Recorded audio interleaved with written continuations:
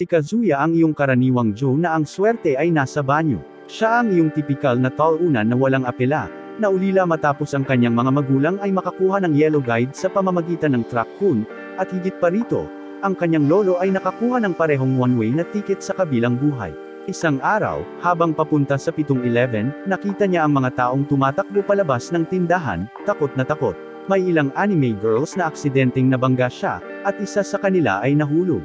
Tumangala si Kazuya at nakita ang isang random na lalaking British na may hawak na kutsilyo.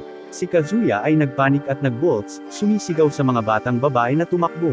Ngunit ang mga babae ay nakatayo lang doon na parang USA sa mga headlight. Kazuya's mukha na may isang pagpipilian, iligtas ang kanyang sarili o protektahan ang mga clueless batang babae na tila nakadikit sa lugar. Walang gaanong iniisip, sinunggaban niya ang magnanakaw, at pareho silang bumagsak sa lupa. Sinubukan ni Kazuya na sumigaw sa mga babae na tumakbo, ngunit nasugatan na siya. Ang magnanakaw, natakot, tumakbo palayo. Nagmamadali ang mga babae para tingnan si Kazuya, ngunit halos wala na itong malay. Masaya siyang mapoprotektahan niya ang mga ito, at iniisip kung ganito siya mamamatay. Ang susunod na alam niya, nagising si Kazuya na nakatitig sa hindi pamilyar na kisame. Siya ay nakahiga sa kama, at mabilis na napagtanto na wala siya sa isang ospital.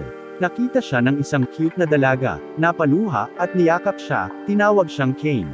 Pumasok ang isa pang babae, nagtatanong kung naaalala niya ito, ngunit nalilito lang siya. Sumulyap siya sa salamin, nakita niya ang refleksyon ng isang batang lalaki.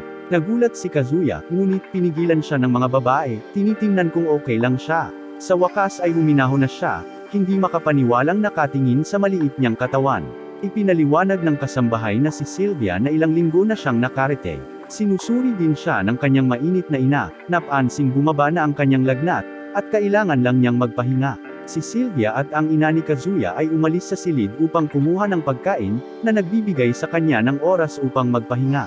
Mag-isa, pinoproseso ni Kazuya ang mga nangyayari na siya ay muling nagkatawang tao. Nalungkot siya dahil hindi siya nakaligtas sa dati niyang buhay, ngunit masaya siya na nailigtas niya ang mga babaeng iyon, na kalaunan ay nalaman niyang nakakulong na ngayon sa Mexico. Si Kane, dating Kazuya, ay nagsimulang matuto tungkol sa kanyang bagong mundo mula kay Sylvia. Siya na ngayon si Kane von Silford, isang 3 taong gulang na batang lalaki na may isang buong pamilya. Ang kanyang ama, si Garm, ang kanyang naninigarilyo na mainit na ina, at ang kanyang nakatatandang kapatid na babae na si Rianne, na 2 taong mas matanda. Malaking bagay si Garm sa kaharian, kahit na hindi gaanong kapansin-pansin si Kane, bilang ikatlong anak ni Garm. Nalaman din niya na si Garm ay may isa pang mainit na asawa na nagngangalang Maria at 2 anak na lalaki, sina Jean at Aleph, na mga nakatatandang kapatid ni Kane. Pinupuno ni Sylvia si Kane sa labas ng mundo, na parang pinaghalong pakikipagsapalaran na mababa ang budget mula sa Alibaba at mga murang knock-off na monster mula sa Wish. Si Kane, na tuwang-tuwa, ay nagsabi kay Sylvia na gusto niyang gumamit ng mahika, ngunit sinabi niyang kailangan niyang matuto munang magbasa. Determinado, sumisid si Kane sa pagbabasa na parang isang kabuoang nerd, na ikinagulat ng kanyang mga magulang kapag mabilis niyang kinuha ito. Napapansin pa nga ni Rianne na marunong din siyang mag-math. Si Garm, na curious, ay nagtanong kay Kane kung bakit siya biglang sabik na matuto. Natigilan si Kane, natatakot na baka may makaalam ng kanyang sekreto.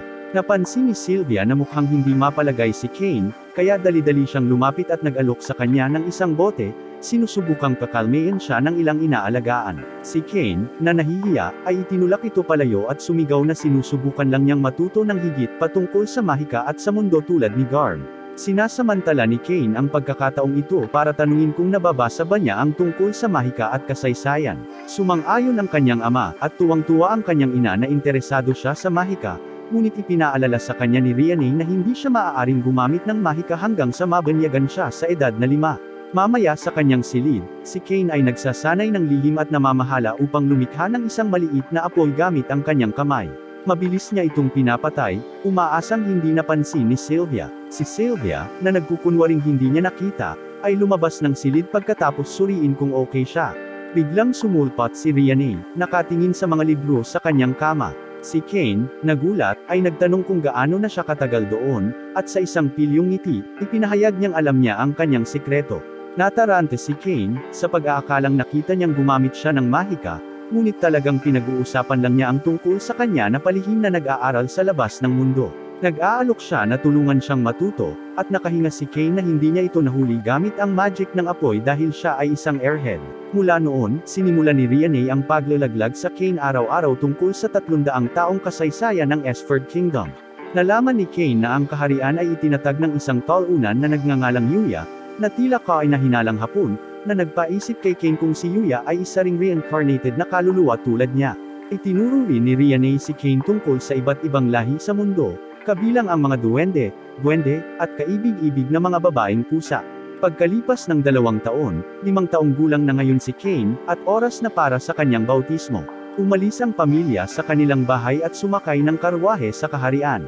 Namangha si Kane sa mga pagkakaiba mula sa kanyang lumang mundo, na nakababad sa mga tanawin. Habang nasa biyahe, tinanong niya si Rianne tungkol sa status magic, at ipinakita niya ito sa pamamagitan ng pagsasabi ng status open, na nagpapakita ng screen sa kanyang mga istatistika. Napansin ni Kane ang isang pamagat na nagsasabing, nahuhumaling kay Kane at mabilis niyang isinara ito. Naguguluhan, nagtatanong kung may nakita ba siya. Nagkunwari siyang hindi, pinupuri ang kanyang mga kasanayan sa mahika. Ipinaliwanag ng kanyang ina na ang kakayahan ni Rianne ay salamat sa isang pagpapala mula sa Diyos ng mahika, na nagbigay sa kanya ng level 2 magic. Idinagdag ni Garm na mayroong 5 antas ng mahika at pagpapala, at ang isang mas mataas na antas ay maaaring mga hulugan na ang tao ay isa pang reincarnated na talunan mula sa Japan. Tinanong ni Kane kung saan nagmumula ang mga pagpapalang ito, at sinabi ng kanyang ama na ipinagkaloob ito ng mga Diyos. Pagdating nila sa simbahan, nalaman ni Kane na ang relihiyon ng kaharian ay nakasentro sa 7 haligi ng Diyos. Tulad ng isang eksena mula sa Skyrim, sinimulan ng pari ang seremonya, casual na nakikipag-chat sa mga Diyos na parang mga matandang kaibigan. Biglang may sumiklab na liwanag mula sa mga estatwa, na ikinagulat ng lahat na hindi pa nangyari noon. Kumurap-kurap si Kane at nakitang nakatayo sa harap ng 7 Diyos. Binati siya ni Santa Claus, ang Diyos ng paglikha, kahit na ginamit ang kanyang lumang pangalan, Kazuya. Natarante si Kane, ngunit ipinaliwanag ni Lime, ang Diyosa ng kaguluhan at e-girls, na siya ay muling nagkatawang tao. Sinabi sa kanya ni Lime na hindi niya kailangang iligtas ang mga babaeng iyon dahil ang iba ay mamagitan na. Ngunit si Kane, na nakakaramdam na naloko, ay napagtanto na ang kanyang sakripisyo ay walang kabuluhan. Gayunpaman, dahil sa kanyang kabayanihan at Reddit karma, hiniling ng Diyos ng Earth na dalhin siya sa mundong ito. Dapat niyang bawiin ang kanyang mga alaala sa edad na 5, ngunit nag-activate sila sa 3, na hinihingi ng paumanhin ni Lime. Pinupunasan ito ni Kane, at sinabing hindi ito masyadong masama dahil nakatulong ito sa kanya na matuto ng magic ng maaga. Nagpapasalamat siya sa mga Diyos sa pagpapahintulot sa kanya na panatilihin ang kanyang mga alaala. Pagkatapos ay nagpasya ang mga Diyos na bigyan si Kane ng Ultimate Blessing Package, na may mga kontribusyon mula kay Reno, ang Diyosa ng mahika, Cernos, ang Diyos ng digmaan, Grimm, ang Diyos ng mga kasanayan, Panem, ang Diyos ng komersyo, at Bella, ang Diyosa ng Earth. Pagkatapos nilang ibigay ang kanilang mga pagpapala, nagpaalam si Klaus sa kanya, na nagsasabing magkikita silang muli. Nagbalik si Kane sa realidad, at pinaghihinalaan ng kanyang ama na nakatanggap si Kane ng maraming pagpapala, na hinihiling sa kanya na ipakita ang kanyang katayuan. Si Kane, na nakakaramdam ng pagkabalisa, ay nagmadaling tingnan ito mismo. Sa likod ng isang pinto, tinitingnan ni Kane ang kanyang mga istatistika at panik ang lahat ng kanyang mga pagpapala ay nasa level 10, na pinaparami ang lahat na parang naglalaro siya sa creative mode. Desperado na itago ang kanyang mga istatistika ng up, nag-click siya sa isang opsyon sa pagtatago sa ilalim ng kanyang pagpapala sa paglikha. Nakahinga ng maluwag si Kane, nagpasalamat kay Klaus para sa tampok na ito. Samantala, nag-aalala si Lime na baka obra na sila sa mga biyaya, ngunit iginiit ni Klaus na hindi pa rin ito sapat. Sa bahay, tinanong ni Garm si Kane kung nakita niya ang kanyang katayuan.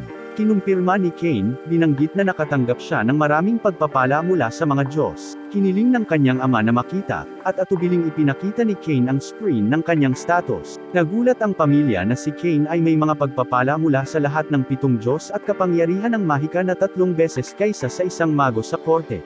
Nalungkot si Garm nang makita niyang mayroon ding appraisal si Kane at isang kahon ng item, na binanggit na nakatadhana si Kane para sa kadakilaan anuman ang kanyang trabaho. Kinikilig si Rianne, pero pakiramdam ni Garm ay sobra na. Binalaan niya ang pamilya na itago ang mga kakayahan ni Kane, dahil maaari itong magdulot ng banta sa kaharian. Binalaan din niya si Kane na huwag magpakitang gilas sa unveiling party. Sa ibang pagkakataon sa kanyang silid, iniisip ni Kane kung ano dapat ang average na magic stat. Nakahanap siya ng isang libro tungkol sa pagpapatawag ng mahika at interesado siya kung maaari niyang ipatawag ang mga cute na hayop. Nagpasya siyang subukan ito sa labas, ngunit nauwi sa pagpapatawag ng isang itim na Maharago mula sa Jujutsu Kaisen. Sumigaw ang isang batang babae na nagngangalang Palma, na nakakuha ng atensyon ng halimaw, at nagmamadaling tumulong si Rianne, ngunit natatakot siyang kumilos. Humakbang si Kane sa harap ng mga babae, handang protektahan sila. Habang sumusulong ang halimaw, naaalala ni Kane ang kanyang nakaraang buhay at lumukso sa halimaw. Sumuntok ngunit tumatangging umatras. Ayaw niyang makitang umiiyak ang mga babae, kaya nagcast siya ng isa pang spell na nag-teleport sa halimaw sa Brazil. Bumagsak si Kane, at ang mga batang babae ay sumugod sa kanyang tabi. Napansin ni Kane, na halos hindi namamalayan, ang mga tainga ng pusa ni Palma at nais niyang maalaga sila ng isang beses. Umiiyak si Rianne, nag-aalalang baka mamatay si Kane, pero ilang sandali pa, iminulat niya ang kanyang mga mata, at niyakap siya ng mga babae. Gamaan ang loob niya na okay siya.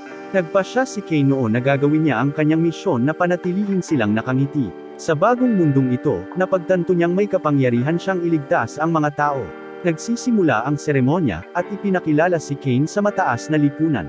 Pinag-uusapan niya ang kanyang pagnanais na patuloy na matuto sa tulong ng lahat, at nang magtanong ang kanyang ama tungkol sa kanyang mga plano sa hinaharap, sinabi ni Kane na gusto niyang tuklasin ang mundo, tulungan ang mga nangangailangan, at makilala ang mga bagong tao.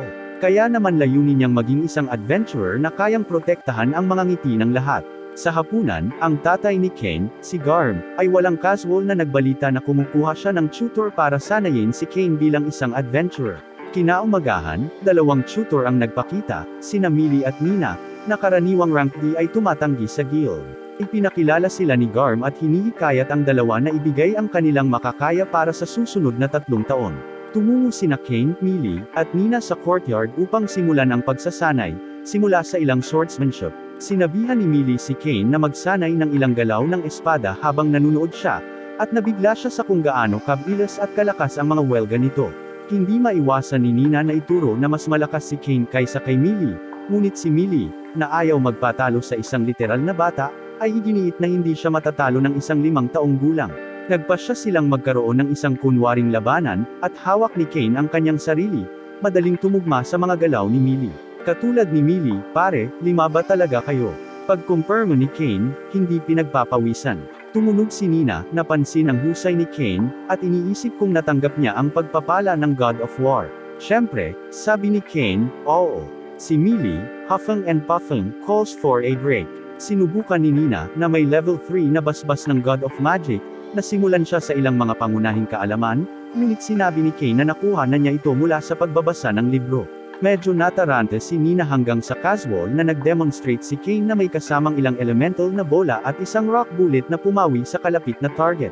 He's like, yeah, that's about it. Pero nalaglag ang panga ni Nina dahil gumagawa siya ng chantless magic. Ipinaliwanag niya na kahit na ang pagpapaikli ng mga pag-awit ay tumatagal ng magpakailanman, kaya ang paggawa ng walang kabuluhang mahika sa 5. Purong henyo. Parehong humanga si Millie, at idinagdag na ang lahat ng katangian ng magic ay bihira.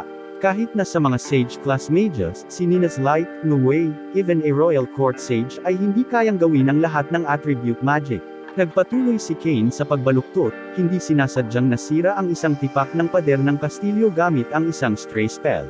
Pagkatapos ay tinanong ni Nina kung mayroon din siyang pagpapala ng Diyos ng magic, at inamin ni Kane na mayroon siya. Ibinulong ni Millie kay Nina na malamang ay wala na si Kane sa kanilang liga. Sa sandaling iyon, naglabas si Kane ng isang tuwalya mula sa kanyang kahon ng item, at napagtanto nilang mayroon din siyang kasanayang iyon. Sa ngayon, wala nang dapat gawin ni Kane na sorpreses sila. Siya ay karaniwang isang walking cheat code. Aminado sila na wala na silang maituturo sa kanya dahil hindi na nila kayang makipagsabayan sa kanyang kakayahan. Si Kane, na hindi nag-abala, ay nagtanong kung maaari silang kumuha ng pagsasanay sa labas. Sa pahintulot na ibinigay, sila ay lumabas, at si Kane ay nasa sabik sa malawak na bukas na larangan. Habang nagpapatuloy sila, hiniling ni Nina sa kanya na gumawa ng isang intermediate spell sa isang malaking bato. Buong-buo si Kane at nag-conjure ng nakakatakot na nuclear blast, na nagpapalipad pabalik kina Millie at Nina. Humihingi siya ng paumanhin, napagtanto na nasobrahan niya ito, ngunit ang mga batang babae ay literal at matalinghagang napagtanto ang paraan ng kanyang mahika na lampas sa intermediate. Tinitingnan ni Millie kung pagod na siya sa paggamit ng napakalakas na spell, ngunit ayos lang si Kane. Natigilan ang mga babae, nagtatanong kung anong klaseng bata siya, at tinawanan lang ito ni Kane ng, "Ako si Kane, do." Biglang nakaramdam ng panganib si Millie. Isang mamamatay na kuneho ang tumalon mula sa isang palumpong, at nagbabala si Millie na ang mga bagay na ito ay mabisyo. Nanangil ito, sinubukang hampasin ni Millie, ngunit dumaan ito sa kanya, tinutukan si Kane. Walang kahirap-hirap na umiwas si Kane at pinasabog ito ng isang airball, ibinaba ito. Pinasaya siya ni Millie at Nina para sa kanyang unang huli, na sinasabi sa kanya na maaari niyang ibenta ang mga bahagi para sa cash, ngunit itinago ito ni Kane sa kanyang kahon ng item upang ipakita sa kanyang ina at kapatid na babae. Binanggit ni Millie na nag-iipon siya para sa isang magic bag dahil sira ang mga ito, at nalaman ni Kane, na walang kaalam-alam, na ang mga bag na ito ay parang kahon ng kanyang item, ngunit sobrang mahal. Nagpatuloy sila sa pangangaso, at gumagamit si Nina ng mahika para makita ang mga kalapit na halimaw. Si Kane, na curious, ay sinubukan ang kakayahan at agad na nakita ang 4 na mamamatay na kuneho, na ikinagulat ni Nina na pinako niya ito sa kanyang unang pagkakataon.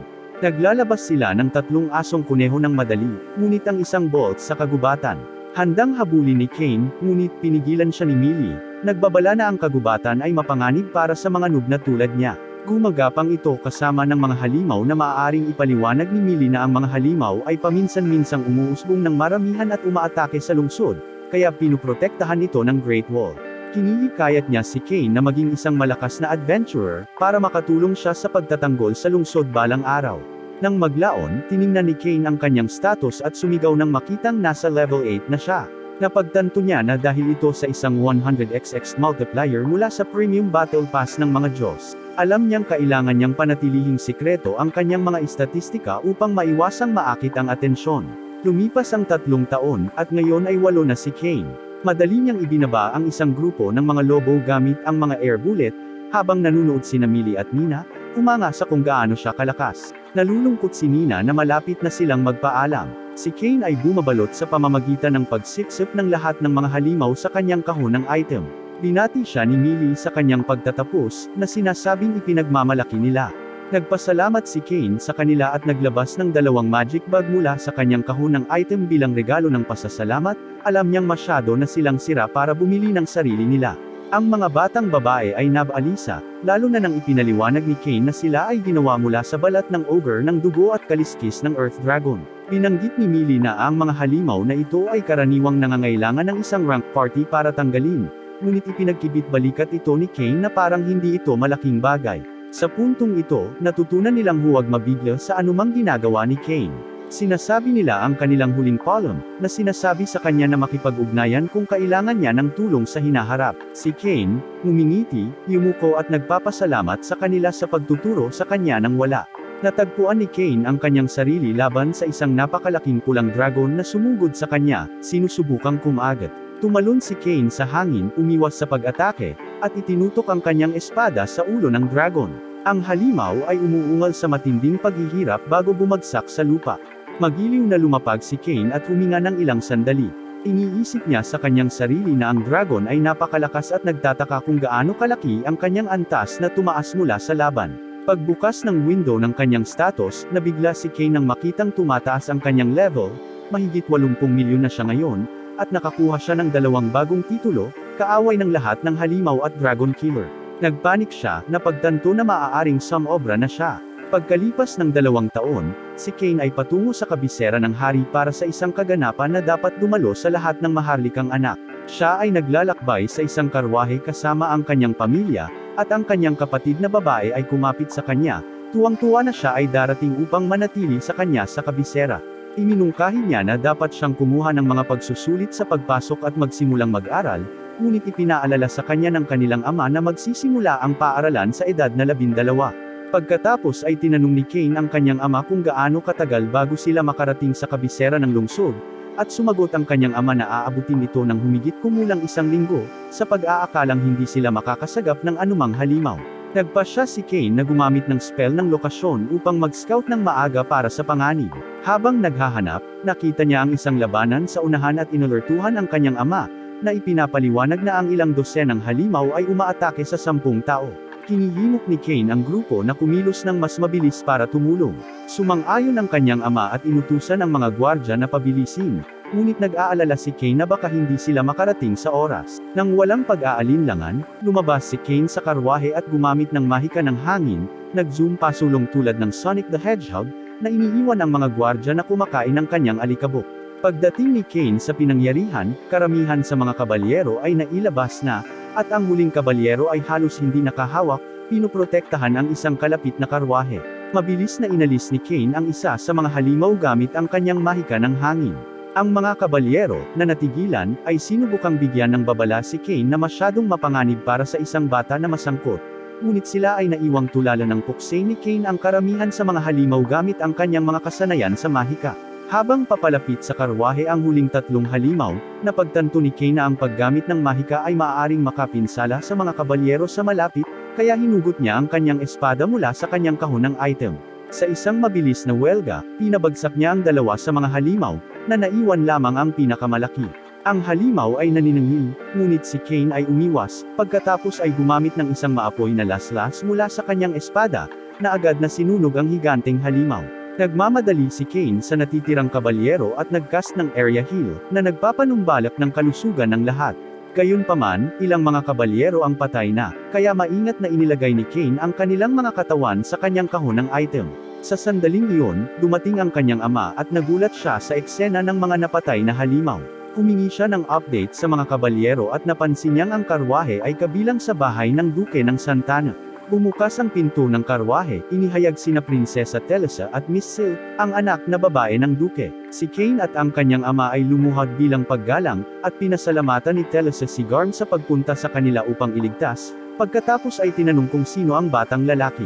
Ipinakilala ni Garm si Cain bilang kanyang anak, at si Cain ay nagbigay ng magalang na pagpapakilala. Biglang, muntik nang bumagsak si Telesa, ngunit sinalo siya ng Silk. Ito ay lumabas na ang prinsesa ay pagod na at nasa gilid mula sa mahigpit na pagsubok. Nag-aalok si Cain na gumamit ng mahika para pakalmayan ang kanilang mga ugat, at buong pasasalamat nilang tinanggap. Gamit ang kanyang salamangka, pinalibutan sila ni Cain ng isang nagpapatahimik na aura, at sa loob ng ilang segundo, ang parehong mga batang babae ay nakakaramdam ng mas magaan at mas nakaka-relax, halos para silang lumulutang sa hangin. Nakaramdam ng pasasalamat, nilapitan ni Telesa si Cain, ipinakilala ang kanyang sarili at pinasalamatan siya sa pagligtas sa kanila. Sumunod si Silk, na nagpapahayag kung gaano siya humanga sa kanyang mahika at husay sa espada. Dahil nakita niya ang lahat mula sa karwahe, hinawakan ni Telesa ang kamay ni Cain, na ipinahayag na ang kamay nito ay pagmamayari niya. Upang hindi madaig, kinuha ni Silk ang kanyang kabilang kamay, at sa lalong madaling panahon ang dalawang batang babae ay nakikipagkumpetensya para sa kanyang atensyon, bawat isa ay hinayla ang isa sa kanyang mga braso. Tinanong ni Silk si Cain kung saan siya patungo, at ipinaliwanag niya na pupunta siya sa kabisera para sa isang kaganapan. Nagbeam si Telesa at sinabing pupunta sila sa parehong kaganapan, at iginiit na maglakbay siya kasama nila. Bago makasagot si Cain, kinaladkad siya ng mga batang babae sa kanilang karwahe, iginiit na hindi sila magiging ligtas kung wala siya. Humingi ng tulong si Cain mula sa kanyang ama, ngunit umaalis ang karwahe, naiwan ang kanyang ama na nakatayo doon, tulala. Naglakbay si Cain kasama ang mga batang babae at sa wakas ay nakarating sa kabisera ng hari, na namangha sa laki ng palasyo ng hari. Paglabas nila sa karwahe, isang lalaki ang lumapit upang batiin sila, ngunit nataranta nang makita ang dalawang babae na nakakapit kay Cain. Tinatanong niya kung ano ang nangyayari. Ipinaliwanag ni Cain, na sinusubukang palayain ang sarili, na nandoon lang siya dahil natakot ang mga babae. Agad na hinawakan muli ni Telesa ang kanyang kamay, binibigyang diin kung paano siya pinrotektahan ni Cain, at sumang-ayon si Silk, na tinawag si Cain na pinakamalakas. Pareho silang nagsimulang yumakap sa kanya, at si Cain ay halatang pagod na sa kanilang mga kalokohan. Ipinakilala ng lalaki ang kanyang sarili bilang si Dom, ang Vice Captain ng Royal Guards. Ipinaliwanag niya na pinunan na siya ng mga kabalyero sa sitwasyon, at salamat kay Cain sa pagprotekta sa mga babae. Pagkatapos ay ipinatawag si Cain sa isang pulong kasama ang hari at ilang mga maharlika na naghihintay sa silid ng trono. Habang papasok siya, lahat ng mata ay nasa kanya, maraming nakatingin na hindi makapaniwala. Nakatayo siya sa harap ng hari habang ikinwento ni Punong Ministro Magna ang mga detalye ng labanan ng halimaw, kahit na wala siya roon. Ipinaliwanag ni Magna kung paanong nag-iisang natalo ni Cain ang mga halimaw, pinagaling ang mga kabalyero, at dinala pa ang mga nahulog na sundalo pabalik sa kabisera para sa isang maayos na libing. Ang kongregasyon ay nabigla sa mga gawa ng batang ito. Ang hari, na humanga sa katapangan at kakayahan ni Cain, ay ginantimpalaan siya ng titulong baron, 10 platinum na barya, at isang mansyon. Ngunit syempre, ang isang mataba, masungit na maharlika ay hindi natutuwa sa pagkakaloob ng gayong mga parangal sa isang batang nagrereklamo ng malakas tungkol sa edad ni Cain. Ang hari, hindi nabigla, ay nagtanong kay Cain kung nais niyang tanggapin ang gantimpala. Nakaramdam ng awkward, ngunit walang tunay na pagpipilian, mapagpakumbabang tinanggap ni Cain, nagpapasalamat sa kabutihang loob ng hari. Umalis si Cain sa silid ng trono, na nabigla sa mga pangyayaring nangyari ngunit determinadong patuloy na lumakas at sulitin ang kanyang bagong buhay sa mundong ito. Sa wakas ay nakuha na ni Cain ang mapa at susi sa kanyang bagong mansyon, ngunit pagdating niya, mabilis na nawala ang kanyang pananabik. Ang lugar ay parang diretso sa isang horror movie. Mga sirang bintana, kalawangin na gate, at isang pangkalahatang vibe ng huwag pumasok. Binuksan ni Cain ang lumalamig na pinto, at ganoon din kalala ito sa loob ng madilim, walang laman, at maalikabok. Nag-conjure siya ng isang magaan na bola upang tumingin sa paligid at natagpuan ang bawat silid na ganap na magulo. Napakalaki ng mansion, halos masyadong malaki para sa isang lalaki lang. Sa pagpapasya na hindi siya mabubuhay sa gulo na ito, ginamit ni Cain ang kanyang mahika para linisin at ayusin ang buong mansyon. Inaayos ng mga bintana ang kanilang mga sarili, nawawala ang alikabok, at ang lugar ay napupunta mula sa haunted house hanggang sa marangyang ari-arian sa lalong madaling panahon. Sa wakas, natapos si Cain sa kwarto at humiga sa kanyang napakalaking kama, na medyo ipinagmamalaki ang kanyang sarili. Nagmumuni-muni siya sa kanyang nakaraang buhay noong wala siyang tunay na tahanan, at ngayon ay narito siya sa isang mansyon, isang bagong pamilya, at mga kaibigan. Habang binababad niya ang lahat, narinig niyang tinatawag ang kanyang pangalan, nagmamadali siyang bumaba at nagulat siya nang makita si Sylvia na may kasamang buong squad ng mga kasambahay. Inanunsyo ni Sylvia na narito siya para magtrabaho bilang kasambahay kasama ang iba pa, at handa silang pagsilbihan siya. Pasasalamatan na sana siya ni Cain nang sumulong ang isang bagong mayordomo na nagngangalang Corin, na nagpakilalang nakayuko. Hindi mapigilan ni Cain na mapangiti siguradong hindi na siya nag-iisa. Nagpasya si Cain na oras na para makipag-chat sa mga Diyos, kaya tumungo siya sa simbahan, lumuhod, at nanalangin. Nang imulat niya ang kanyang mga mata, kaharap niya ang Divine Squad. Naroon si Santa Claus na kinikilala ang pagbabalik ni Cain. Humingi ng paumanhin si Cain sa pagiging huli, inamin na medyo nadala siya sa kanyang pag-level at kailangang pag-usapan ang kanyang katayuan. Tumango si Santa Claus, sumasang-ayon na ang kapangyarihan ni Cain ay wala sa mga chart, marahil ay ginagawa siyang pinakamakapangyarihang tao sa paligid at may kakayahang maging isang demigod. Ngunit ang mga Diyos ay medyo naiinip sa kasalukuyang kalagayan ng mundo. Tinanong nila si Cain kung maaari niyang gamitin ang kanyang kaalaman mula sa kanyang nakaraang buhay upang pagandahin ang mga bagay-bagay at lumikha ng ilang entertainment. Pinag-isipan ito ni Cain at napagtanto niya na kung makakapagpasok siya ng mga item at konsepto na wala sa mundong ito, magiging instant hit ang mga ito. Si Santa Claus at Panem, na malinaw na nagbabasa ng kanyang mga iniisip, ay humarap sa kanya at tuwang-tuwang nagtanong kung handa ba siya. Umisi si Cain at sumang-ayon, handang ipakilala ang ilang kasiyahan sa kung hindi man ay lipas na mundo. Inanyayahan si Cain na sumali sa sesyon ng pagsasanay ng Royal Guard ng Night Vice Captain, Dalm. Noong una, hindi siya masyadong mahilig pumunta pero sa huli ay pumayag din siya. Pagdating nila, ipinakilala ni Dalm si Cain bilang si Baron Cain, ang batang nagpabagsak ng hukbo ng halimaw at nagligtas sa prinsesa. Nagpasalamat si Cain kay Dalm at pagkatapos ay nagtanong tungkol sa commander. Ipinaliwanag ni Dalm na gustong-gusto ng commander ang isang magandang laban at tiniyak ni Cain na hindi siya masasaktan. Nag-anunsyo si Dalm ng isang kunwaring labanan, ngunit mukhang nag-aalangan ang mga gwardya na walang sinuman sa kanila ang gustong makipaglaban sa isang 10 taong gulang. Hinihikayat sila ni Dalm na umakyat, at sa wakas ay hinamon ng isang matapang na sundalo si Cain, na hinayaan si Cain na gumawa ng unang hakbang.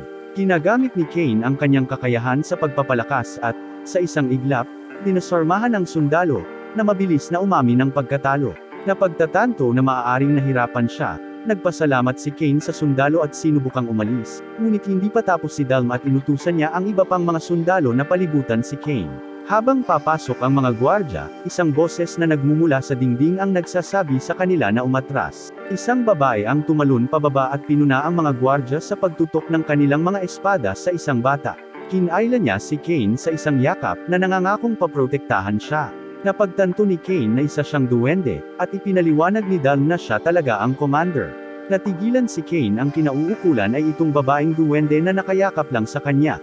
Nang marinig ang tungkol sa mga kabayanihang ginawa ni Kane, nagalit ang commander at idineklara si Kane na isang karapat-dapat na karibal. Iminumungkahi ni Dal na ipakilala niya ang kanyang sarili ng maayos, ngunit sinabi lang niya sa kanya na isip ito, na sinasabi na ang kanilang mga espada ang mag-uusap. Ang mga gwardya ay nagbulang-bulungan sa kanilang sarili, na binanggit na siya ang maalamat na santo ng espada at maaaring hindi magkaroon ng pagkakataon si Kane. Narinig ni Kane at ayaw niyang minamaliit.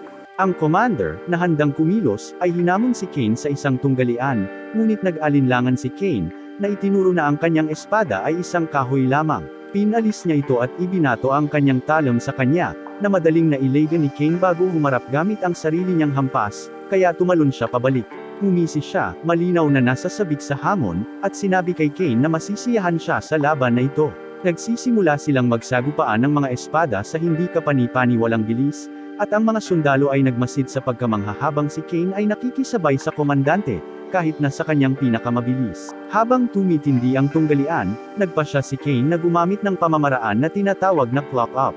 Inaakala ng commander na hiniranggan niya siya, ngunit nawala si Kane at muling lumitaw sa likuran niya.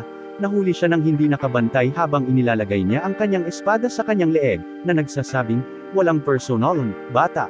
Biglang namula si Commander dahil nahuhulog na siya kay Kane. Walang pag-aalinlangan, ibinalita niya na gusto niyang pakasalan siya, na ikinagulat ng lahat sa paligid. May tumawag sa FBI, dahil ito ay isang malaking pulang bandila. Si Kane, na isang bata pa, ay nabigla at itinulak siya palayo. Iginiit na hindi niya ito kilala at napakabata pa para magpakasal. Ang commander, na ang pangalan ay Tiff Anna, sa wakas ay ipinakilala ang kanyang sarili ng maayos bilang pinuno ng Royal Army at anak ng isang duke. Sinusubukan niyang ipaliwanag na hindi mahalaga ang edad para sa mga duwende, dahil nabubuhay sila ng mahigit 300 taon at laging mukhang bata. Pero hindi pa rin interesado si Kane, partly because he's 10, and also because he has a secret crush on Dom. Sinusubukang linisin ang kanyang isip, naglakad-lakad si Kane sa paligid ng palasyo. Hindi napansin si Dom na papalapit sa kanya. Tinawag ni Dom ang kanyang pangalan, napatigil sa pag-iisip si Kane, at tinanong kung ano ang nasa isip niya. Inamin ni Kane na mula pa noong tunggalian, patuloy siyang hinahamon ni Tiff Anna na lumaban, na itinutulak ang sarili sa kanyang limitasyon sa bawat oras. Sinabi ni Dom kay Kane na ang tunggalian ay talagang nagpalakas kay Tiff Anna. Binanggit ni Kane na ang pakikipag-sparring kay Tiff Anna ay nakakuha rin sa kanya ng titulong Sword Saint. Iniisip niya kung si Tiff Anna ay palaging nagsasanay, at ipinaliwanag ni Dom na, sa kabila ng mga pagpapakita, siya talaga ang namamahala sa hukbo, hindi si Tiff Anna. Habang nag-uusap sila, umaalingaw ang boses ni Tiff Anna sa mga bulwagan, na tinatawag si Kane. Tatayo na sana siya, ngunit pinigilan siya ni Dom, hinayla siya sa isang tabi. Sinabi ni Dom kay Kane na gusto siyang makita ng hari, at hinahanap pa rin siya ni Tiff Anna. Nagsisimula ng mag-alala si Kane ay sigurado siyang papagalitin na naman siya ng hari. Natagpuan ni Kane ang kanyang sarili na nakaupo sa harap ng hari, na mukhang seryoso, na napapalibutan ng isang grupo ng mga mahahalagang tao. Si Kane, nalilito, ay nagtanong kung bakit nandoon ang lahat. Ipinahayag ng hari na mayroon siyang mahalagang ipapakita kay Kane. Nag-aalok ang punong ministro magna ng isang espesyal na aklat, na nagpapaliwanag na ito ay isang Imperial Magic Book na pag-aari ng maharlikang pamilya at isinulat ng unang hari, si Yuya. Nagliwanag ang mga mata ni Kane, at sabik siyang nagtanong kung maaari ba siyang tumingin sa loob. Ang hari ay nagbigay ng go-ahead, at si Kane ay nag-flip sa mga pahina, na binanggit na ang library ng kaharian ay mayroon lamang mga magic book hanggang sa advanced na antas. Natitasid siya sa isang spell na tinatawag na Judgment of the Star Sun na tangay ng high-level magic. Tinawag ng hari si Kane na isang nerd, na ikinalito niya. Ipinaliwanag ng hari na wala sa kanila ang makakabasa ng libro dahil nakasulat ito sa Japanese at hindi sila Weibo. Napagtanto ni Kane ang kanyang pagkakamali, naghinala na ang unang hari ay Hapon din, tulad niya, na muling nagkatawang tao. Hinihiling ng hari na malaman kung sino talaga si Kane. Naramdaman ni Kane ang bigat ng sandali at nagpasya na magtiwala sa mga nasa silid, lalo na sa kanyang ama. Inamin niya na sasabihin niya sa kanila ang totoo, ngunit iginiit na panatilihin nila itong confidential. Nagbanta pa si Kane na Ainuk ang kanilang bansa kung hindi sila manganggako na itatago ang kanyang sikreto. Ang hari, nang makitang seryoso si Cain, ay sumang-ayon, at sinimulan ni Cain na ibahagi ang kanyang mga alaala ng mga nakaraang buhay, na ikinagulat ng lahat, lalo na ang kanyang ama, si Garm. Inihayag ni Cain na nagmula siya sa Japan, tulad ng unang hari, at humingi ng paumanhin sa pagtatago ng katotohanan ito. Tinanong ni Garm kung tunay na anak niya si Cain, at kinumpirma ni Cain, binanggit ang sinabi sa kanya ng mga Diyos sa kanyang binyag. Natigilan ang buong silid, at saglit nilang iniisip na si Cain ay maaring gumawa nito. Ngunit hiniling ni Garm na makita ang katayuan ni Cain. Lahat ay nabighani sa katawa-tawang mataas na istatistika ni Cain, lalo na ang kanyang titulo, Apostol ng Diyos. Nagtanong ang hari, "Chat, totoo ba ito?" At tumango si Cain. Nagtataka ang hari kung bakit hindi ito binanggit ni Cain, na itinuturo na ang pagiging apostol ng Diyos ang pinakamataas na ranggo at sasambahin siya ng mga tao kung alam nila. Nagtalo si Cain na hindi niya gusto ang anumang atensyon na iyon. Sa kabila ng kanyang mga nakaraang alaala, masaya siya sa kanyang kasalukuyang buhay. Mayroon siyang mapagmahal na pamilya, nakakabaliw na kapangyarihan, mga cool na pakikipagsapalaran sa pakikipaglaban sa mga halimaw, mga koneksyon sa maharlikang pamilya, at ang kanyang titulo bilang baron. Ibinahagi ni Cain na sa kanyang nakaraang buhay, isa lamang siyang ulilang talunan, ngunit ngayon ay pakiramdam niya ay tunay na pinagpala siyang mamuhay ng masaya. Ipinahayag niya ang kanyang pasasalamat kay Garm sa pagpapalaki sa kanya, humingi ng paumanhin sa hari para sa paglihim ng kanyang nakaraan, at hiniling sa kanila na ipagpatuloy ang pagtrato sa kanya kung ano siya ngayon. Napangiti ang hari, tinanggap ang kahilingan ni Cain, at tiniyak sa kanya na makikilala pa rin siya bilang Baron Cain kahit anong mangyari. Sumisid si Cain sa Imperial Book sa kanyang libreng oras, sabik na matuto patungkol kay Yuya, ang unang hari ng Esford. Nalaman niya na, tulad niya, si Yuya ay naging gabay din ng yelo, sa kagandahang loob ng Tropon. Ngunit mayroong isang twist, kailangang panatilihin ni Yuya ang kanyang orihinal na katawan, hindi tulad ni Cain, naganap na muling nagkatawang tao sa kanyang bagong buhay. Fast forward sa Cain sa 12 taong gulang, at siya ay pumped dahil siya sa wakas ay sapat na gulang upang magparehistro bilang isang adventurer. Patungo sa guild, aksidenteng nabangga ni Cain ang isang mandirigma. Tinanong ng lalaki kung ito ang unang pagkakataon ni Cain doon, at sinabi sa kanya ni Cain na siya ay 12 at handa nang simulan ang kanyang pakikipagsapalaran. Ang mandirigma ay nagbibigay sa kanya ng ilang friendly na payo tungkol sa pagiging maingat sa mga misyon, tapik sa kanya sa ulo, at lumakad palayo, na iniwan si Cain na may mapang-akit na pakiramdam na nakita niya ang lalaki noon. Lumapit si Cain sa receptionist, na nag-abot sa kanya ng isang form para sagutan. Isinasaalang-alang niyang ilagay ang Baron sa tabi ng kanyang pangalan, ngunit nagpa siya na hindi ito dahil hindi ito nauugnay sa pakikipagsapalaran. Matapos punan ang form, hiniling ng receptionist na si Licia kay Cain na ilagay ang kanyang daliri sa isang makina na tumutusok sa kanya para sa sample ng dugo upang may rehistro ang kanyang mana sa guild. Ibinigay niya sa kanya ang kanyang bagong guild card, ginagawa siyang opisyal na rank G adventurer. Iniisip ni Cain kung ang kanyang mga lumang tutor ay nag-rank up mula noong huli niya silang nakita. Binati ni Licia si Cain ng magandang kapalaran, at sinabihan siyang bumalik kung mayroon siyang anumang mga katanungan. Ipinakilala ni Cain ang kanyang sarili, at hinikayat niya itong mag-ingat. Nang umalis si Cain sa guild, handa na para sa kanyang unang misyon, nakasalubong niya si Tiff Anna, ang commander ng Psycho Elf. Agad niya itong niyakap, at nalaman ni Cain na dapat siyang magsasanay ng mga gwardya sa labas ng kabisera kasama si Dom, ngunit nang marinig niyang umalis si Cain sa isang misyon, tinanggihan niya ang kanyang mga plano at nagpas siyang sumama. Dumating sila sa silangang kagubatan at nakita nila ang isang nasirang cart na napapalibutan ng mga duwende at isang walang malay na lalaki. Tinuro ni Tiff Anna ang mga duwende, at habang papalapit sila, nagkalat ang mga duwende. Mabilis na pinagaling ni Cain ang lalaki at pinakiusapan si Tiff Anna na manatili sa kanya habang hinahawakan niya ang mga duwende.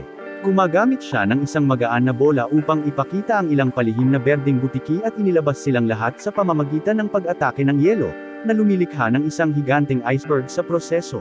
Si Tiff Anna at ang lalaki ay parehong namangha sa panuurin, at si Tiff Anna ay nagmamalaki. Bumalik si Cain sa guild upang iulat ang kanyang misyon. Binanggit na naglabas siya ng isang grupo ng mga berdeng butiki at nagtanong kung okay lang dahil hindi niya opisyal na kinuha ang misyon. Natigilan si Licia, ipinaliwanag na ang gawain ay talagang inilaan para sa Rango D at Rango C na mga adventurer. Lalo siyang humanga nang malaman niyang pinawi ni Cain ang mahigit 30 nilalang na yon. Bilang gantimpala, diretsyong na-promote si Cain mula sa isang bronze card patungo sa isang gold card, na opisyal na nag-level up sa mga rango ng adventurer. Kinaumagahan, pumasok si Sylvia sa kwarto ni Kane, nagpanik dahil nakalimutan niya itong gisingin para sa kanyang mahalagang entrance exam. Mabilis siyang nag-agawan para ihanda siya, ngunit nakabihis na si Kane at tumakbo palabas ng pinto. Kinahabol siya ni Sylvia, humihingi ng tawad ng todo at idiniin na masama ang pakiramdam niya kung mahuhuli siya. Tiniyak ni Kane sa kanya na makakarating siya sa oras, at totoo sa kanyang sinabi, diretso siyang nag-teleport sa academy at maagang dumating. Sa academy, dumiretso si Kane sa registration desk, ibinigay ang kanyang impormasyon, at itinalaga ang test number 285. Ididirekta siya sa classroom A, ngunit hindi nakikilala ang alinman sa mga pangalan ng kanyang mga kaibigan sa listahan. Sa loob ng silid, abala ang mga estudyante sa kanilang mga libro. Pumasok ang examiner at mahigpit silang binabalaan laban sa pagdaraya. Nagtatakda siya ng 2 oras na timer na may isang orasa at sinabihan silang magsimula. Tuwang-tuwa si Kane nang makitang ang pagsusulit ay tungkol sa mga asignaturang matematika at kasaysayan na sobrang kumpiyansa niya. Binasa niya ang mga tanong, pagkatapos ay ipinatong ang ulo sa desk. Binalaan siya ng examiner na huwag mag-slow off, ngunit iginiit ni Kane na tapos na siya. Ang pag-aalinlangan ng taga-suri, dahil 30 minuto na lang ang nakalipas, ngunit hinayaan niya itong dumausdos. Kapag natapos na ang oras, sinabihan niya ang lahat na iwanan ang kanilang mga papel at magpatuloy sa susunod na bahagi, ang pagsusulit sa mahiwagang kakayahan, na inaabangan ni Kane. Para sa Magic Test, ang bawat estudyante ay kailangang tumama ng target sa pader gamit ang kanilang magic o kapangyarihan mula sa malayo. Tinanong ni Kane kung maaari niyang gawin ang lahat, at ang taga-suri, na nagtitiwala sa mga hadlang sa pagtatanggol ng akademya, ay nagbibigay sa kanya ng berdeng ilaw. Sa pagmamasid sa iba pang mga mag-aaral, sinabi ni Kane na ang kanilang mahika ay medyo mahina, marahil dahil sa limitasyon ng edad na 12 taong gulang. Isinasaalang-alang niya ang paggamit ng isang napakalaking impyerno, ngunit mas iniisip niya ito. Nang dumating ang kanyang turn, inilunsad ni Kane ang isang asul na ball ang apoy sa target, pinawi ito kasama ang dingding at ang mga puno sa likod nito. Siya ay mabilis na humingi ng paumanhin, na nagpapaliwanag na sinabi sa kanya na maaari niyang gawin ang lahat, ngunit ang taga-suri ay natigilan at hindi masyadong masaya. Pagkatapos ng lahat ng pagsusulit, si Kane ay umuwi, kung saan naghihintay si Sylvia na balisang. Excited niyang ibinahagi na pumasa siya bilang isa sa mga nangungunang estudyante, na nagpaluha sa mga mata ni Sylvia. Pinaikot-ikot niya ito sa isang mahigpit na yakap, nagniningning sa pagmamalaki, sinasabing alam niyang makakarating siya. Nang maglaon, sa seremonya sa kanyang uniforme sa akademya, nakita ni Kane ang kanyang mga magulang na nakaupo na at kumaway sa kanila. Tumakbo rin siya sa silk at telesa at umupo sa pagitan ng 2 prinsesa. Ang seremonya ay nagsisimula, at ang direktor ng akademya ay umakyat sa entablado, na nag-aanunsyo na si Kane ay magbibigay ng talumpati bilang ang nangungunang tagapalabas at ang kinatawan ng bagong mag-aaral. Umakyat si Kane sa podium, nagpakilala, at ipinahayag ang kanyang kasab-ikan tungkol sa pakikipagkaibigan anuman ang kanilang pinagmulan. Sana ay matatanggap din siya ng mga ito bilang kaibigan. Natapos ang kanyang pagsasalita, at nagpalakpakan ang mga estudyante. Biglang, 2 pang estudyante ang sumama sa kanya sa entablado, at binanggit ng isa na narito ang hari at gustong makipag-usap sa lahat. Natigilan si Kane, nagtataka kung bakit nagpakita ang hari. Binati ng hari ang mga estudyante sa kanilang pagpapatala at mapaglarong hinampo si Kane sa likod ng ilang beses. Binanggit niya na may ilang irregular na mga mag-aaral ngayong taon at nagpapahiwatig na maaari silang maging isang dakot para sa mga guro. Nahihiya si Kane, na pagtanto na ito ay isang hindi masyadong banayad na job sa kanya. Tinapos ng hari ang kanyang talumpati sa pamamagitan ng muling pagtanggap sa lahat, ngunit ang mga nakakakilala kay Kane ay hindi maiwasang mapangiti. Malinaw na natutuwa sa hindi direktang pagtawag ng hari. Samantala, binabantayan ng mga Diyos si Kane, at si Santa Claus ay tumutugon, na nagsasabing hindi sapat ang kapangyarihan ni Kane na kailangan niyang lumakas pa. Nagtanong si Sir Nose kung bakit, at naghulog ng bomba si Claus. Masisira na ang selyo ni Aaron kaya natigilan ang ibang Diyos. Ipinaliwanag ni Claus na ang Seed Cage noong knock-off na ito ay nasealed mga 300 taon na ang nakakaraan, at kung siya ay palayain, maaari itong magpahiwatig ng kapahamakan. Sumasang-ayon ang mga Diyos na kailangan ni Kane na mag-power up at magsanay ng mas mabuti upang maiwasan ang pagbagsak ng mundo.